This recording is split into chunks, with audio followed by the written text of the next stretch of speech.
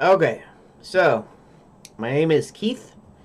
You might know me as Ufgood online, and I'm here to make a game. Okay, so uh, let's go ahead and I guess I will audibly uh, put down the title.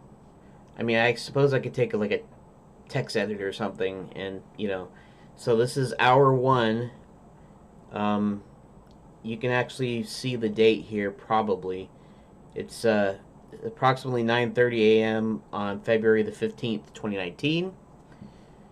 That won't be so much important as the actual time that I take to make these, because I'm gonna split it each hour into segments and then upload like one segment a day.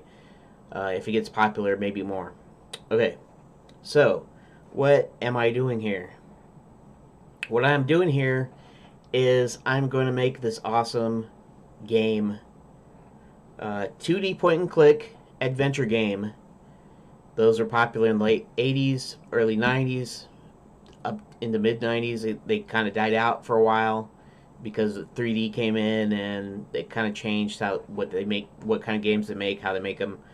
And then we witnessed a resurgence in the last 10 years or so, of indie game developers making those games because they loved them when they were younger or whatever.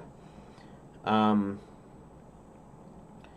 so if you look at game development diaries or game development logs or game development journals, whatever you want to call it, whenever you look at the vlogs, most of the time they're giving you a synopsis of what they had done over a week or over a day or over a month or whatever. And they'll time lapse some stuff. They'll just talk over, but then they'll show you a little bit of what they did. Sometimes they show you as they're working on it, a few things.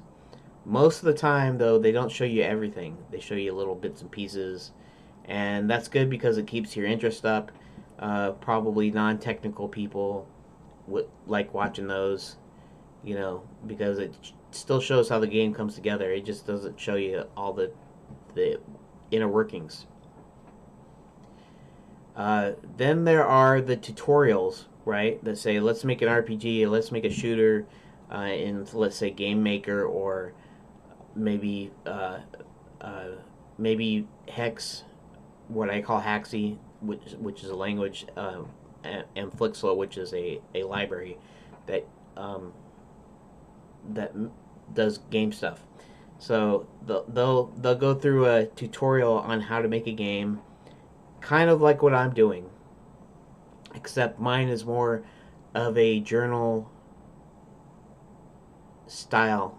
It's a vlog style, but it's combines the tutorial aspect of a tutorial that shows you how to make a game from scratch and a devlog. So, but I'm going to be showing you everything, kind of like what the tutorial does. Except, in a tutorial, usually they have ready-made assets, uh, ready to go in, and um, they do a certain thing like that. Mine, I'm going to be developing the assets as we're talking, as I am working. So basically, uh, that's what I'm going to be doing. I I I'd like to eventually make a living doing games, or at the very least, pay for my internet. So I saw these different YouTube guys say how they eventually quit their day job to video full time, and they're using Patreon, they're using PayPal donations, they're using various things to monetize their videos, right? And they're making a living. I'm kind of going, I'd like to do that. In fact, I don't really have that much skills to speak of, except for I know a little bit of drawing. I know some programming because I've made some things. I've done a few things, and even though I'm niche and I don't have an audience yet, audience comes in time, and I think the I think going through everything, uh, the niche will eventually it'll get more popular, and I think I could do something. I may never make any money at all. I may make a buck or something, a buck a month or whatever. I mean, it's possible that nothing comes of this other than the game.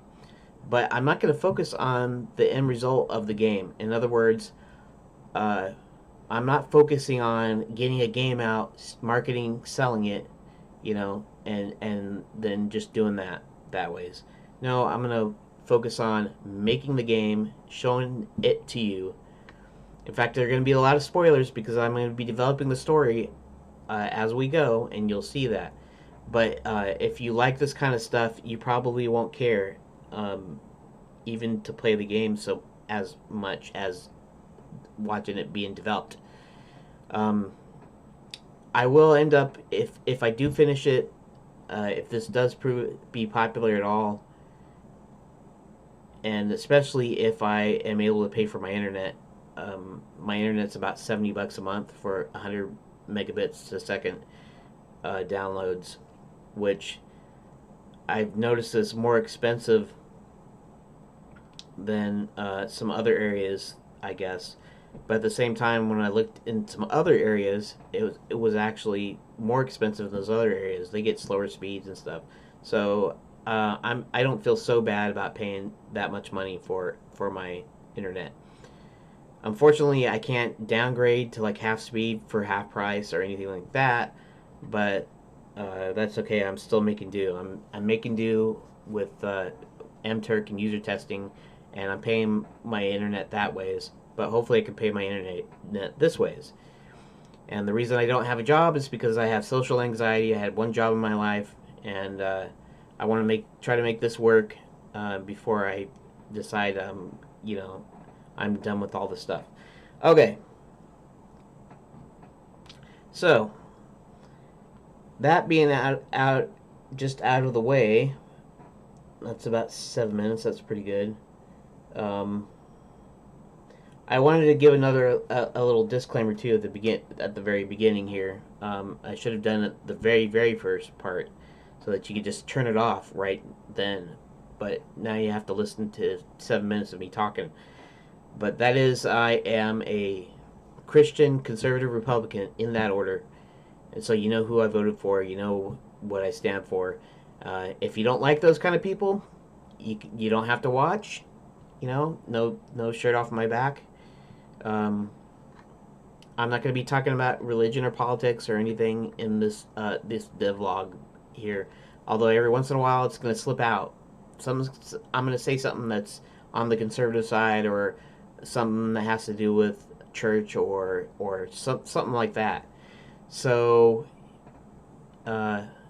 yeah. So, if that offends you, if me just existing offends you, you might as well just stop watching, because I'm not going to change who I am. I'm not going to try to change who you are, but I'm not changing who I am either.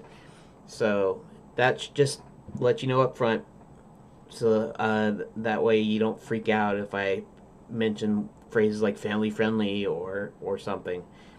In any case, let's go on about the game. So,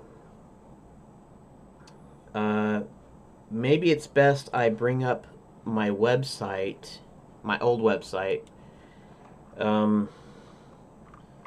Let's see.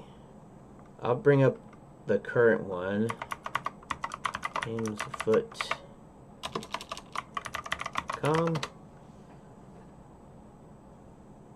Okay, so this is something I was going to work on that I don't know. There was some reason I stopped or something. Pong Adventure was something that I made. It was kind of goofy.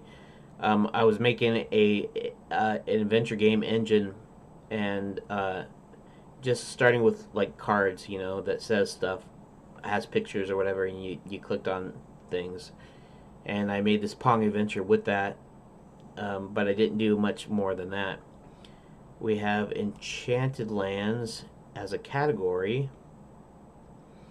This was an attempt at my game, or at a at least a form of the game. I was thinking I might do a prequel in like Adventure Game Studio or something. And see, I had some things here.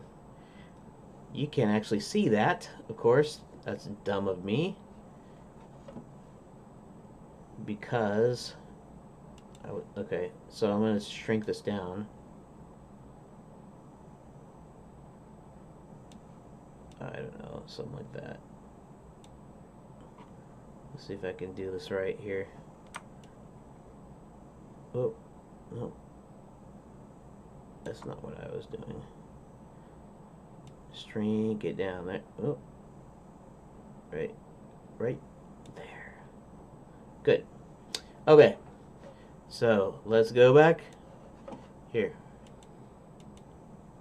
Okay, so this is what I was talking about, Pong Adventure here. Here, let's... Oh.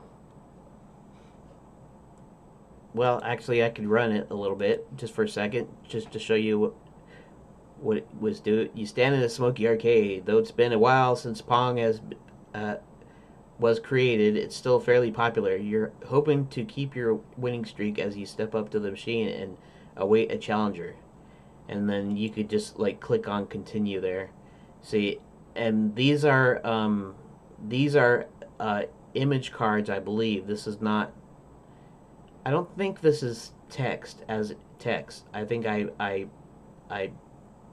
did it as an image, so you're actually looking at individual image with the text on it.